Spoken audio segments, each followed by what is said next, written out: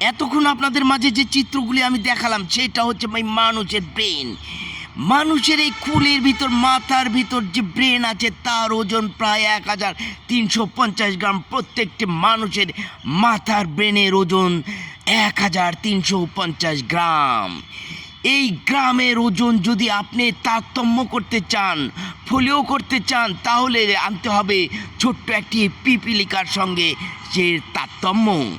একটি ছোট্ট পিপিলিকার মাথার ব্রেনের ওজন হচ্ছে 0.0.01 মিলিগ্রাম, যার 1000 মিলিগ্রামে 1 গ্রাম। আর আপনার আমার মাথায় আছে 1350 গ্রাম ব্রেন। তাহলে বোঝাই গেল একজন মানুষ এবং একটি পিঁপড়ার কতটুকু ব্রেনের তফাৎ। কিন্তু আমি একটি মানুষ এবং পিঁপড়ার তারতম্য কী জন্য আনলাম, এটা আজকে আমি আপনাদের মাঝে তুলে ধরবো। The chain of command.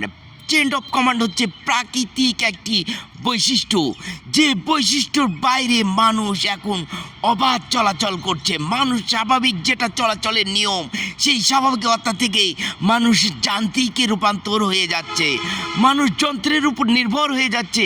মানুষ পায়ে হেঁটে যাচ্ছে না, মানুষ হুন্ডায় যাচ্ছে, ভ্যানে যাচ্ছে, ট্রেনে যাচ্ছে, রেলে যাচ্ছে, এমনকি হেলিকপ্টার, রকেটে চড়েও যাচ্ছে। এই যে চেইন অফ কমান্ড ভঙ্গ করা হচ্ছে, তার জন্য কিন্তু আগামীতে সুখবর নেই। জি হ্যাঁ বন্ধুরা, এই চেইন অফ কমান্ড ভাঙার জন্য মানুষের অনেক অনেক চরম এর প্রতিদান দিতে হবে।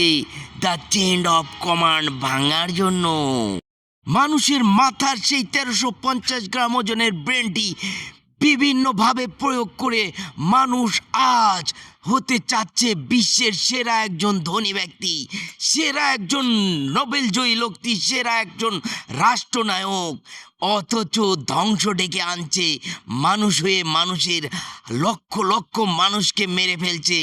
নানান প্রজন্মের নানান অস্ত্র ব্যবহার হচ্ছে, তৈরি হচ্ছে অ্যাটম বোম।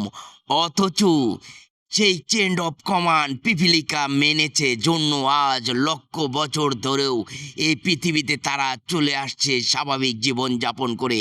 কিন্তু চেইন অফ কমান্ড মানুষ ভাঙার কারণে আজকে পৃথিবীটা মানুষের বসবাস অনুপযোগী হয়ে যাচ্ছে। বন্ধুরা, পৃথিবীতে এতই অ্যাটম বোম আছে যেসব ফাটলে পৃথিবী হয়ে যাবে ভারসাম্যহীন।